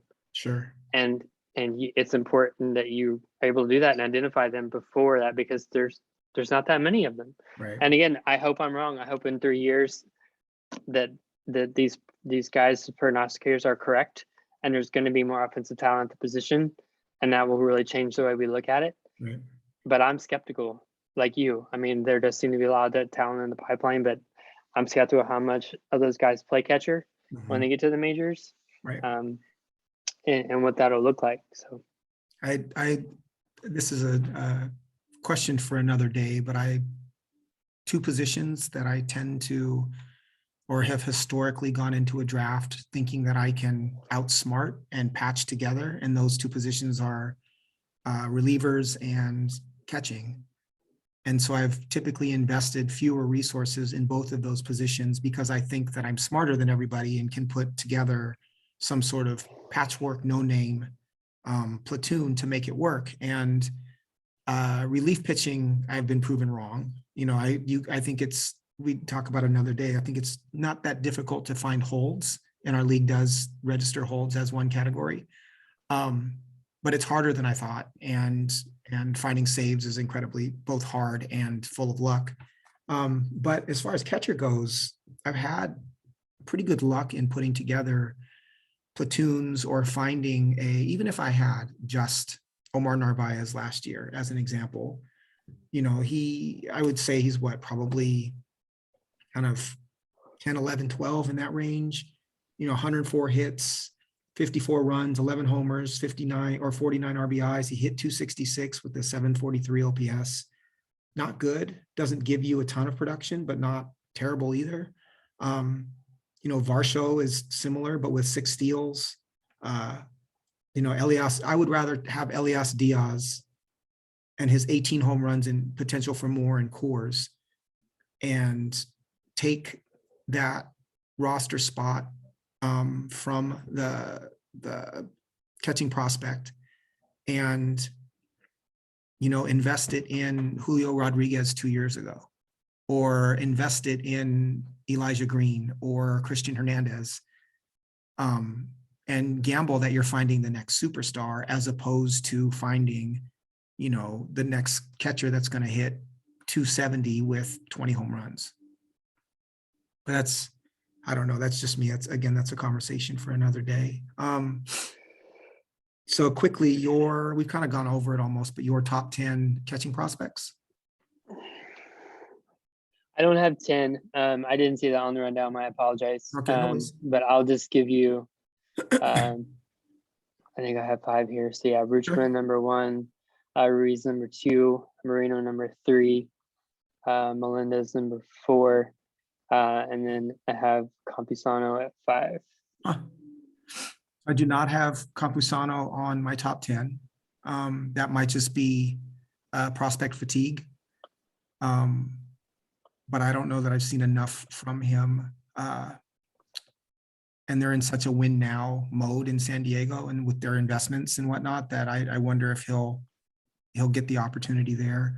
Yeah, maybe he'll get traded. Maybe, but that's not a gamble that I'm willing to take, is gambling that someone's going to get traded. But they did keep him over Mejia, so that says something about what they think of him within the organization. So my top 10 are Rutschman, Ruiz. I actually have Soderstrom third. I worry a little bit about that, just given the fact that he may move off of catcher, but his hit profile and his numbers look pretty darn good. And I trust, obviously we all you and I look for a certain profile in part because of the Oakland organization and how they scout and what they look for. But I like Soderstrom a lot, and that's a profile I'm willing to gamble on. 4, I have Alvarez. I know that his power is special, and if his body holds up and he actually can play catcher, he is going to be, by all accounts, he is going to be great. I think Alvarez, Moreno, Cartaya are my next 3. Those 3 is kind of, what's your flavor? Ask me tomorrow, and Cartaya might be 4. And then 7 is, I have Henry Davis of the Pirates. He was pretty surprising in the few at-bats that he got after being drafted. And I think he's got the focus and the work ethic and the leadership and all those things to at minimum get a lot of plate appearances for the Pirates soon. And counting stats matter. Melendez 8. Obviously, like we talked about before, incredible power potential. And I think there's opportunity in Kansas City because I think we'll see Salvi DHing quite a bit more. I have Harry Ford, the Mariners' number 1 pick at number 9. And great athlete, good hitter. It scares me a little bit because they felt the same way about Evan White at first base. But we are talking about catcher. And then at 10, I have Joey Bart. And it's not because I like Bart, it's because Bart's going to get opportunity this year. And that matters. What do you, if you had to gamble, like over under on Bart's average, over under 230, would you take over or under? Under. 20 home runs.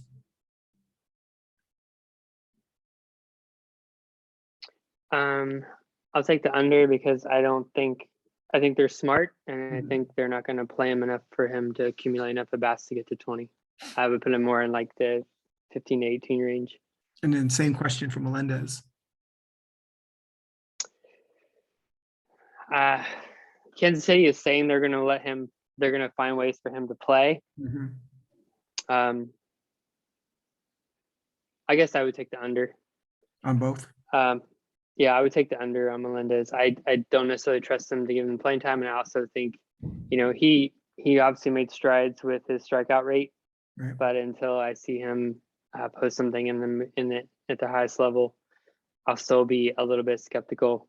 But I mean, his power is obviously intriguing. Right.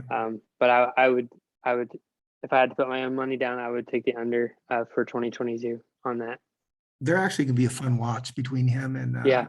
and Witt, and they're young pitchers who none of them are really that interesting, but they're potentially putting together a little bit of core. We'll see. And then I guess that brings us to the open forum, which is every week we're going to each bring a question to the table that really it's anything that we want to discuss, but we're not going to share it with each other beforehand and ask it. So mine is, if you could create a perfect league with your favorite baseball simulation game, what would that league look like? What would the structure of it be, and what simulation would you use?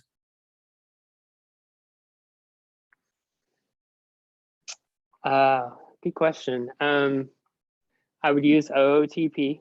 Mm-hmm. That is the simulation that I'm most familiar with, and I've enjoy the most without question.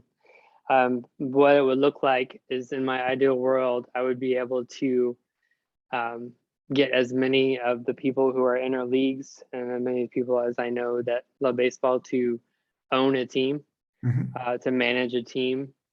And then we would pick it up and we would set our rosters and transactions on Sunday. And then it would simulate every day. It would simulate the games. And then the next Sunday we'd have another period, and we would all play in real time along with the baseball season. We would be simming the season in our fake baseball world with our teams. That's awesome.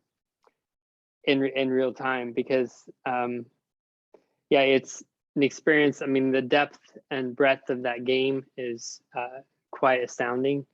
And I've thought on numerous occasions how much I wish I could share it with other people other than just the AI. So Right. while I don't think it's realistic, I could get 30 people, I could get 15, Right. and maybe we could all do the American League and let the AI do the National Leaguers, vice versa. But Right. Something like that, I think it would be an amazing experience, and that would definitely be what I would do.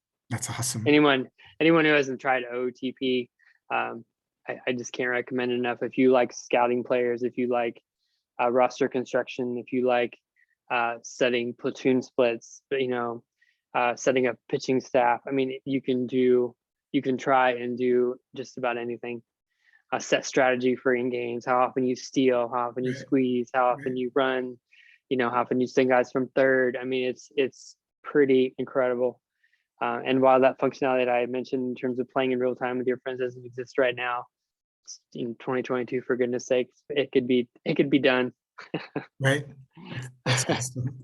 So mine would be a close facsimile to the league that I had in high school. I would use the Dynasty baseball cards, which used, so the cards were created for each player with ratings and probability of outcomes based on their statistics from the previous year. And you use a 3 10-sided die to roll a random number or generate a random number. And half of those numbers are on the pitcher card that you're facing, and the other half are on the hitter card.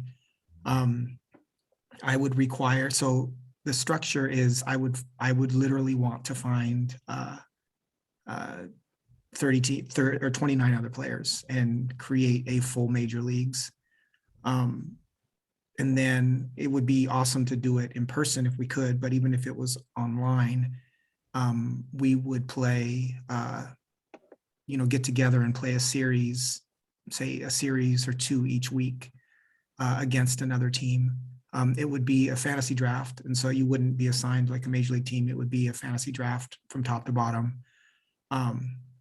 And then the only other so two other requirements. One would be that you process your own statistics and post them on the league website at the end of each week so that we could create league leaders and you can look at the stats from other teams.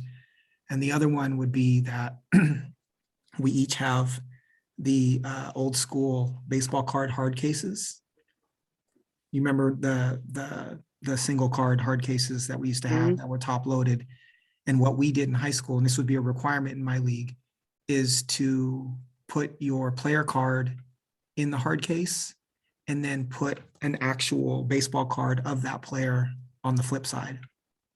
And so we would carry our teams around and have that would have the Dynasty baseball card on the front and their actual card on the back. And it was just super cool to line them up in that way and to look at them. But that would be my perfect league is, in a perfect world, we'd all live in the same city and it'd be an opportunity for all of us to get together once a week. But in this day and age, and the fact that I'm in Walla Walla, Washington, I think that it would have to actually. Did you happen to see any of the Topps Project 70 cards? Some of them, yeah. Yeah, it was pretty incredible. Yeah. Yeah, pretty interesting. It's insane. What's your question? I have two, and I'm trying to decide which one I want to ask you. I've had a little bit of prospect fatigue, but your depth with Dynasty baseball extends well beyond mine. And I also didn't know if Matt would be joining us, and had written down this question, wanting to get you guys' perspective. And again, I'm probably opening a can of worms because we've already talked a lot about prospects tonight. Sure. Yeah, I wanted to share, again, as I've learned about this game, I call it a game that we play on, that's how you refer to it, but fantasy baseball, specifically Dynasty, there's this idea that you accumulate prospects so that when you are close to winning, you can trade them for current major leagues to try to win. Sure. And then there's another idea, quite separate in my mind, is that when you have run out your competitive window, and whether your players are getting older or the construction that you envision just didn't come together, that you sell your players, you trade players for future value, whether that's draft picks, whether that's prospects. You basically not tank, but you choose to be a poor team, knowing that you're building for the future. Right. And in my mind, those two ideas conflict with each other, because if you are saying, on the one hand, I'm going to acquire prospects so that when I am close to winning, I can trade them to try to win and hang a banner. On the other hand, you say, I'm going to trade all my current major leaguers to rebuild for prospects so I can be good down the road. They seem like conflicting ideas. Sure. And my time, and again, this is where I want to leverage your experience in Dynasty baseball, because in my time, the last 5 years playing Dynasty baseball, I have not been able to see a full tear down rebuild actually reach fruition. So in my mind, I don't know, does that really work? Right. And at the same time, I don't see the teams that are hanging banners necessarily acquiring prospects and then leveraging those prospects for major league talent to help them win the title. Right. And so, but yet, you listen to, and I have consumed a lot of content about Dynasty baseball, process, methodology, strategy. Sure. These things are so prevalent. You hear it all the time. Sure. Oh, I'm in a full rebuild. Sure. Oh, I traded Smith Torkelson because I was going for it. Right. You hear it all the time, and it just doesn't match up with my reality. So I wanted to ask you guys your perspective on those strategies, because to me, the challenge of building a Dynasty baseball team is not just to hang one, but to hang multiple. Right. You're trying to build something that's enduring. Totally. You're trying to build something that is not just one and done. And these ideas both seem in conflict. So that's my question. Right. So I think it's a great one. And you bring up Matt because Matt is essentially in the greatest teardown and rebuild that we've ever seen. He's rostered an entire 30-man roster of prospects essentially. So here's my short and long answer. My short answer is it's neither. It's situational and it's gray. And I think that, and that's not a cop-out. I think that is my objective answer. But, I think the personality of the manager and obviously the personalities of you, Matt, and I have to be taken into account when we ask this question, because we all are very opinionated and extreme, right? And I don't know that if you apply it to Matt's team or that example of a team, right? He knows nothing but extremes. And so that's the kind of personality that he is. So his teardown is like literally a teardown. And the idea of trading prospects to get better when you're in contention is a great idea, but you don't have to trade all of your prospects, right? And so my personal approach is this. If I didn't have superstars on my team, I would roster more prospects and I would roster more high, like elite upside prospects, even if they are 17 years old, right? So for me, part of my thought prospect or thought process around prospects is I own Fernando Tatis, I own Byron Buxton, I own Ronald Acuna, Jared Kelenic, and Julio Rodriguez in a 16-team league. And all of whom I invested in early on. The stars I invested in the draft and the others I invested in super early. But my idea was I needed to go find elite talent to anchor my team. And I will always have 4 to 5 prospects. We have 5 minor league slots, and I'll always use those slots because I believe that the investment in those players is too important. But I will not be afraid to deal 1 or 2 of them or 3 of them at the deadline if I'm in contention in order to win. So I think though it's important to have prospects. It's like having the money to invest in stocks or a business that seems to be a really great investment and not actually doing it. To me, that's lazy. And the teams in our league that don't own prospects are lazy. I don't think it's a conscious decision. But I think you can go too far with it too. So a rebuild does not mean you have to have all young players. In my mind, a rebuild means you're trying to accumulate as many assets and as many good players as you possibly can. So there's no minor league, major league distinction in my mind. It's more about, if I think I'm going to win in 3 years, how do I get players that are going to be peaking in 3 years to create my window, right?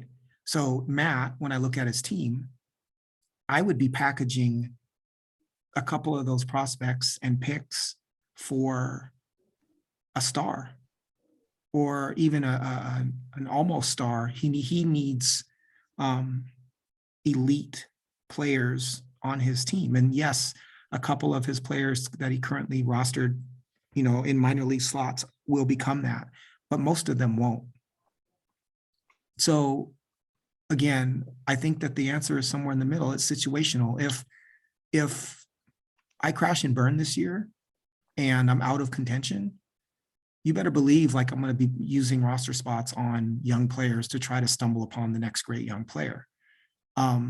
If I'm in contention and I get an offer for, Elijah Green goes #1, right? And everyone's pumped about Elijah Green, and I get an offer for Elijah Green, I'm going to deal him.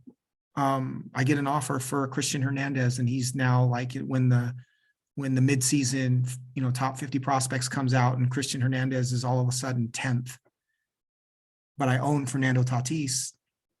Do I deal Hernandez for a big piece to help me win? Probably. So to me, it's not black and white. It's very, very situational. It's based on your team. It's based on your aversion to risk, right? But the one thing I will say is I think investing in any prospect that does not have elite upside is fool's gold, because you can find middle of the road fantasy players in trades or in the draft or really anywhere pretty easily. What you can't find are elite talents. And so for me, all 5 prospect spots are reserved for elite upside players. I will keep, I probably shouldn't be sharing this with a competitor, but I will keep Christian Hernandez, Julio Rodriguez, and Elijah Green, and George Kirby, and potentially Hunter Green this year. Those are my 5. And I think all 5 of those have kind of elite upside. Do you have any thoughts on that? Quick follow-up question. So have you played in a league where you keep everybody?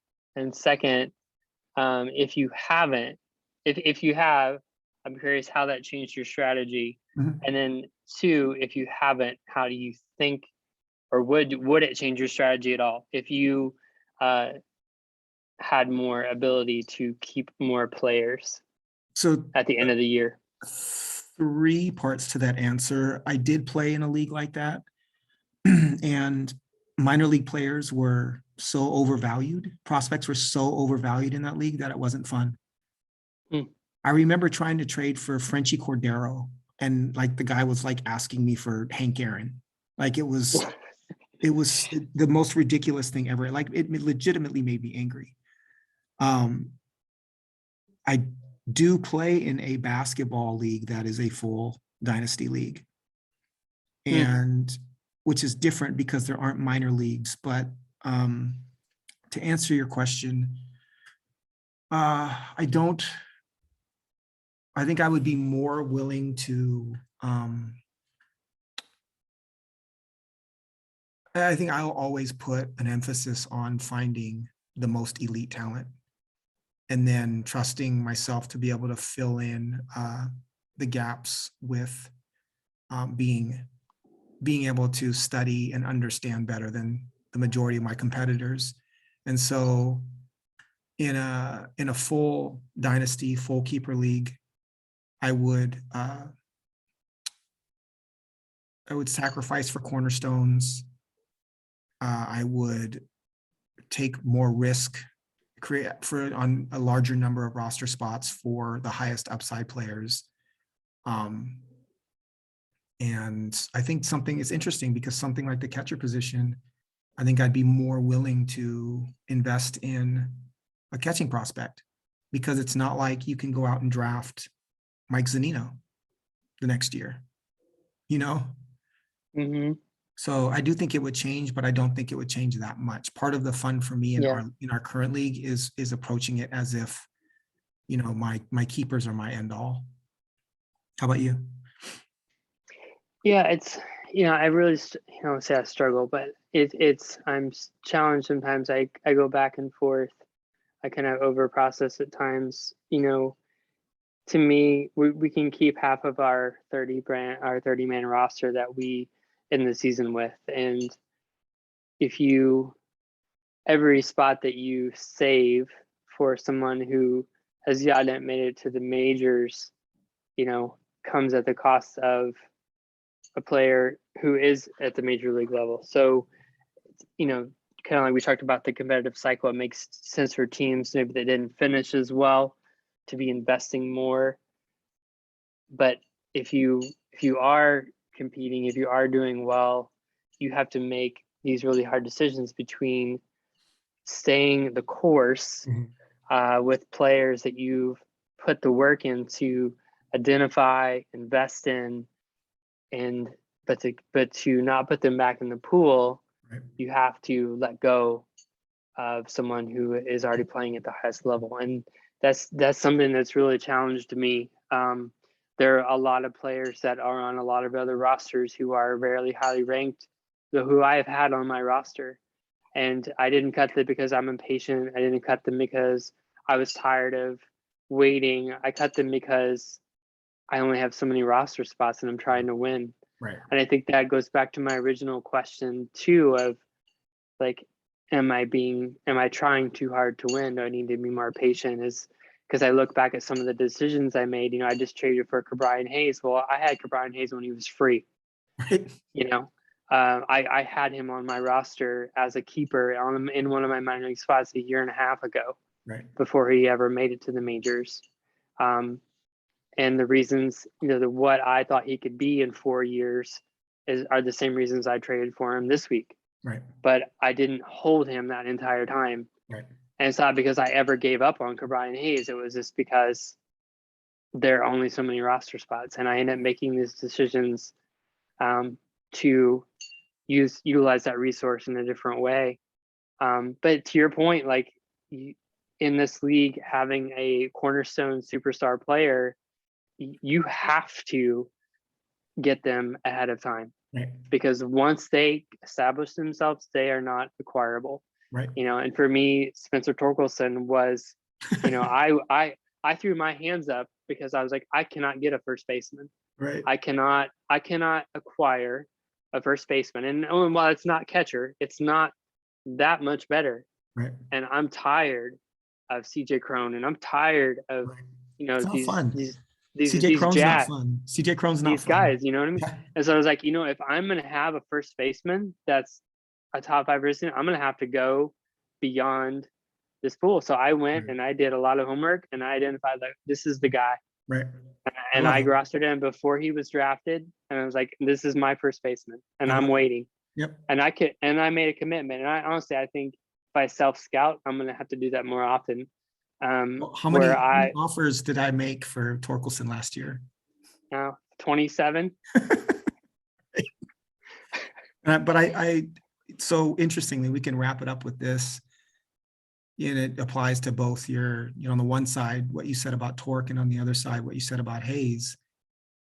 For me, the loyalty and the emotional attachment that one can potentially have in a dynasty or keeper league that you are, if you're a passionate baseball fan and you love fantasy baseball, can be really intense. And for me, I drafted at the inception of this league. This league has been going on for 5 or 6 years. And I drafted Moncada in the second round. I drafted Tatis. I drafted, before Tatis was really good, I drafted Acuna. I'm attached to those guys. I'm not trading any of them. I'm incredibly attached to Julio Rodriguez and Jared Kelenic, not just because I'm a Mariners fan, but I love them as players, specifically Julio. Like, Julio's my guy. I picked up Christian Hernandez before anybody knew who Christian Hernandez was, with the exception of maybe you and Matt. And I love seeing him ascend the minor league rankings. I traded you for Elijah Green last year. For those who don't know, Elijah Green is a senior outfielder at IMG Academy in Florida, who hasn't been drafted yet. Is supposed to go top 3. I think if he's not number 1, people are out of their minds. He's the son of the former Pittsburgh Steelers tight end Eric Green. Elijah Green is, you can dream on his potential. He's a different kind of athlete, and he's got a really pretty swing. And then I also have both Logan Gilbert and George Kirby. And, you could make the argument that the Mariners bias can hurt my team because I want to have those players. But the reality is, for me, watching a Mariners game next year or in 23 and having the top 2 pitchers in the Mariners rotation on my team, and having, Narvaez, Julio Rodriguez and Jared Kelenic on my team, makes those, like, I'm so invested in the Mariners as it is, but having those guys and rooting for those guys specifically just amplifies that experience for me. It makes it, must see TV. It makes it that I want to see every at bat. And for me, that's fun. And for me, that's, it's fun to have that kind of passion. And when you have those players, I drafted Julio Rodriguez in 2019, right? Like there's something about it. So I like your passion and excitement around Spencer Torkelson it's what makes fantasy baseball great to me. Honestly, it's what makes it's the most fun part. And it's why I understand where Matt is coming from this year as well. Yeah, it's a wonderful and very hard game, and you've forgotten more about Dynasty Baseball than I'll ever know. It's not true. And it's humbling to me, like with all the talent that you do have on your roster, Tino, like, just speaking candidly, like you've struggled in the standings. Yep. And so and I don't say that as a jab, I say that as because how hard it is. Right. Because I look at the talent that you have and I'm like, why is he not doing better? You know what I mean? And it's building a competitive roster, right, when all 14 of those categories in a 16-team league, right, when 40% of the league is unreachable. It's tough. It is really tough. And the baseball is a hard game. Yep. And it's really hard, but I think that's part of why I love it too. Just to comment quickly, I think that these last couple of years, what's happened in terms of my team in the standings, and I think this is a conversation for another day, but I've tried to really attack my own biases because I always felt like pitching was too unpredictable and pitchers always got hurt, and I could put together a bullpen by understanding bullpen construction differently than other players. And I've gotten burned. I've also taken tremendous chances on young pitching staffs that have not paid off. And so I think that for me, and with regards to pitching, there's value in consistency, and there's value in maybe increasing the average age of my pitchers a little bit. And I think you'll see a different approach from me this year. I traded for Robbie Ray in the offseason to pair with Jack Flaherty. And, I feel more comfortable about building a rotation with a solid 1-2. Now I need to fill out the other 4 positions, but for me, that's a start. And that was a trade. Trading for Ray was a trade that I may not have made last year, given philosophy. But yeah, I think I like, we continue to evolve, and it's such a challenging game. Yep. And absolutely. Yeah. All right. Well, thank you for the conversation, Tino. It's been a blast. Likewise, brother. Likewise. We'll see you next week. All right. Bye. Thank you.